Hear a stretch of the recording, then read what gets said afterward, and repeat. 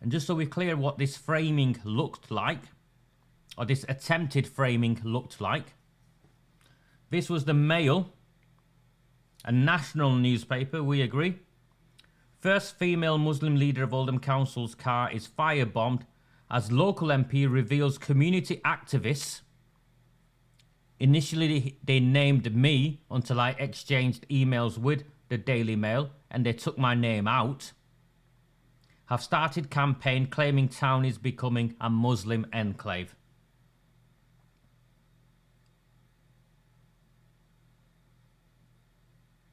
Labour MP for Oldham West Jim McMahon rushed to condemn the attack.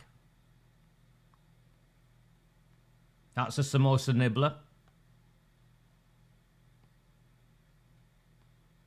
These are his tweets.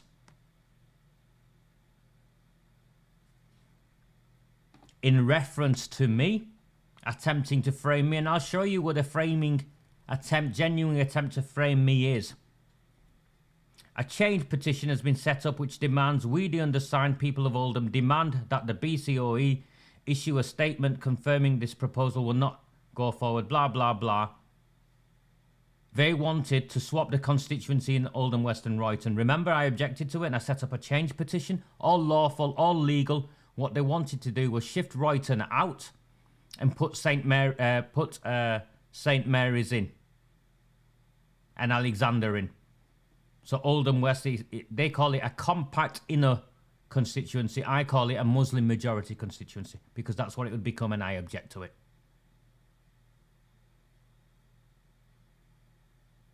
The originator, so that's me. You see, the weasel can't even name me, but he knows who he's talking about. There's no ambiguity here.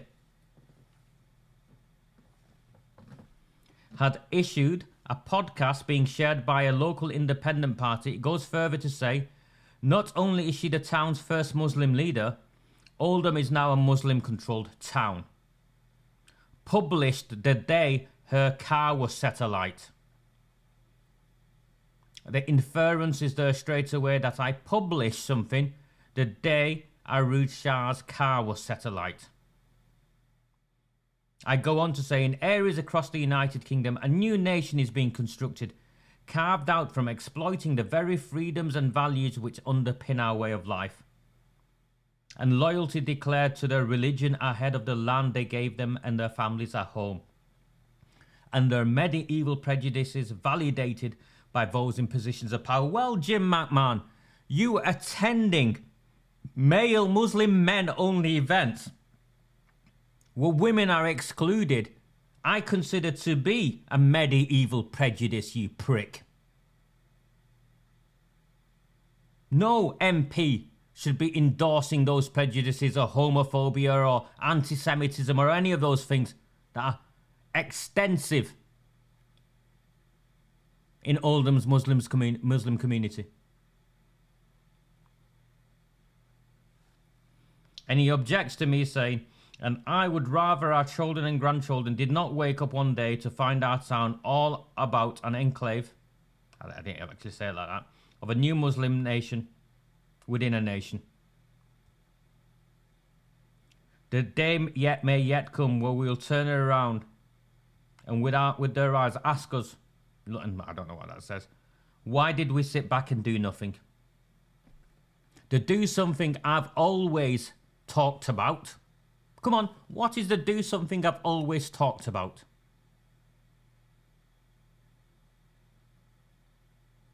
It sure as hell isn't to go and blow up someone's car, is it? It's to turn up on polling day and put a cross in a box and vote. But this is the bit where this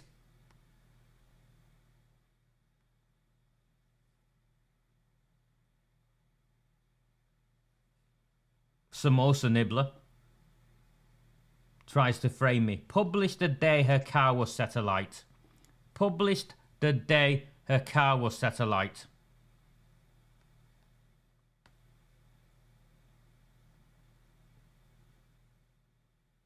Her car was torched at 1:30 AM on Tuesday of that day. 1:30 AM. So just the article I published was published around noon. about 12 hours or so later. Do you see? Attempt to frame me by this prick.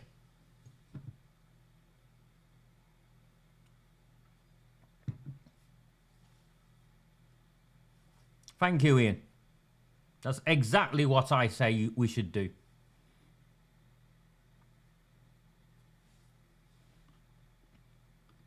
And you know what, Sheila? It's because it proves it was a setup.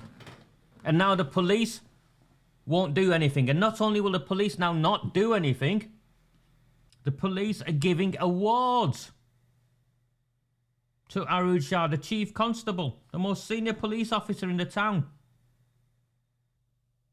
Yeah, do you see it? Lovely afternoon, meeting my most favourite and the most efficient chief constable GMP has ever had, Stephen Watson. Honoured to have been presented with an award for my contribution to public service. That's how bent all of this is. That's how corrupt all of this is. That is how bent all of this is. Her car gets blown up. A video emerges that suggests something entirely different from what is alleged took place. Their attempts to frame me for it collapse. The police then, a year passes and they won't say anything about the most senior politician in this town having her car blown up outside her house. And instead, she's tweeting how she's been presented with an award. Now you tell me this town is not bent and it does not include Greater Manchester Police. Tell me I'm making it up. This is DS Dean's statement. I am Detective Sergeant 16191 Christopher Dean of Greater Manchester Police. On Friday the 23rd of July around 6:20 a.m. he came in the company of, for those who have asked me how many, 1. Sergeant Kerr. PC Atherton is 2. PC James is 3. PC Eastwood is 4. OPC Naylor is 5. PC Norcross is 6. Including Dean, that's 7. And there was 1 policeman in the van outside. 8. 8 of them.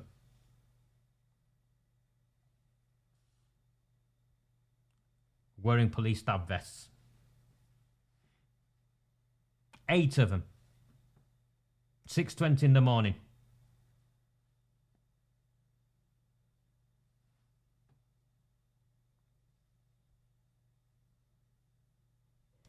This is what I said.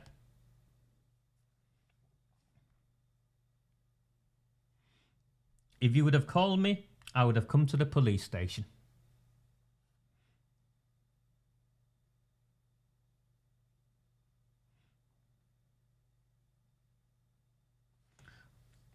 After some loud and repeated knocking on the front door of Mia's basement flat, the door was opened by a male. Well, I'm sorry, but if you knock on my door at 6:20 in the morning, the chances are that someone's in bed.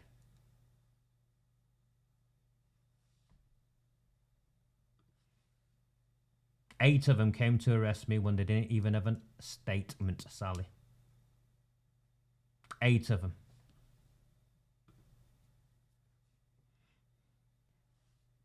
I spoke to one of my neighbours in passing, Pauline.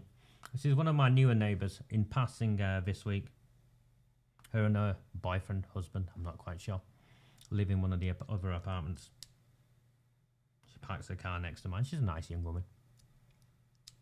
She made reference to me whilst we were passing in the corridor, that she'd seen me in the court, or seen my name in court papers, or, you know, seen me, a newspaper that I've been in court. And she'd asked a woman, because she rents the flat off of a woman who I know, who used to live with me, you know, used to live in that flat. And she said she'd spoken to such and such a body, and they'd had a chat, and that I should hold my head up high, because everyone in the town, it's a small town mostly, everyone in the town knows what's going on. They've all seen me catch the train in the morning, potter to the co-op, help my elderly neighbours and so such and so, you know, play outside with my daughter. And they all know what's going on. And I should hold my head up high. So that's what my neighbours think, despite these people. How is this proportionate? Not got evidence and not took a witness statement, then decide to do a police raid with 8 officers and a person with no criminal record.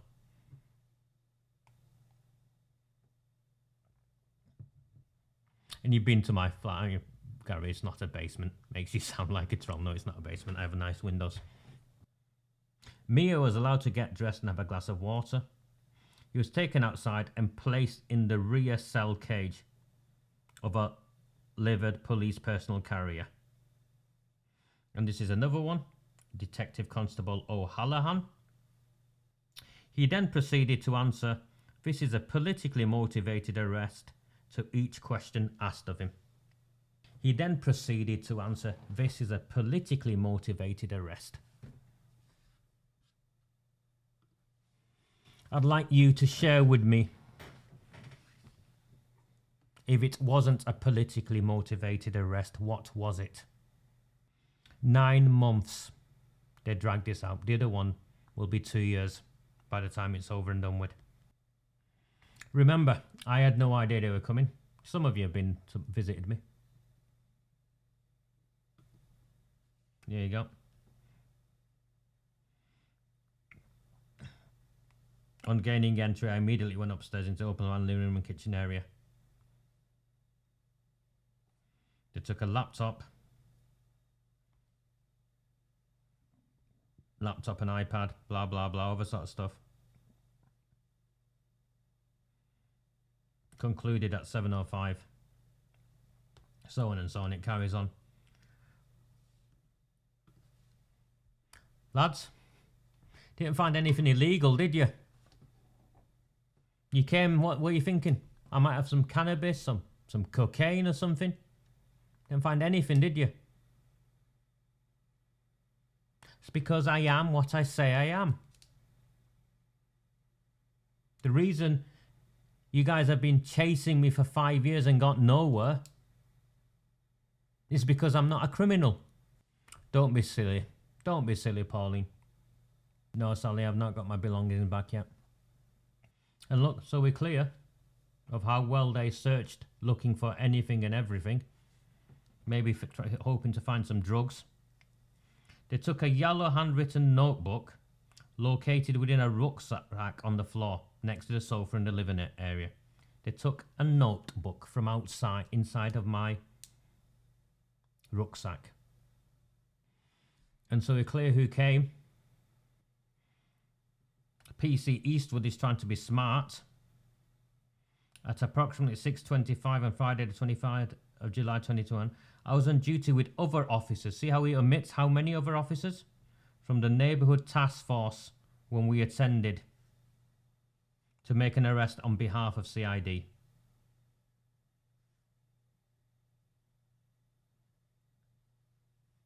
No.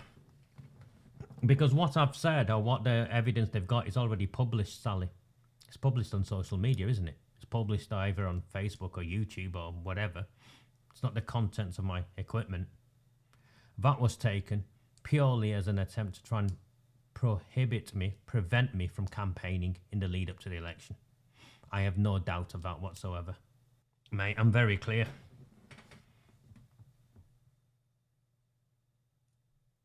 I'm very, very clear on what DS Dean and his mates have done. This was a textbook case of malicious prosecution, an attempt at a malicious prosecution. 8 police officers to arrest a man with no criminal record because DS Dean interpreted something as might potentially cause offence to a demographic group or 2 demographic groups of whom he had never spoken to and no one had complained from. The most significant of which was him objecting to how a Holocaust survivor might have interpreted my use of the word crystal nut when I was objecting to the anti-Semitic attack on a Jewish-owned factory. I'd like to think a Holocaust survivor would be appalled at what was taking place and would be supportive that someone of my demographic had the courage to speak up on behalf of them. Hey MEN, hey Charlotte Green, where's your report that AROOJ Shah's case against me collapsed? Where is it? It is our responsibility to protect our children and young people, and it is our responsibility, particularly the responsibility of those in senior political positions, to safeguard our communities from extremism. And I, to this day, despite everything they've done to me and everything they'll continue to do to me, refuse to remain silent whilst children are waving banners calling for the eradication of Israel. Hamas slogans.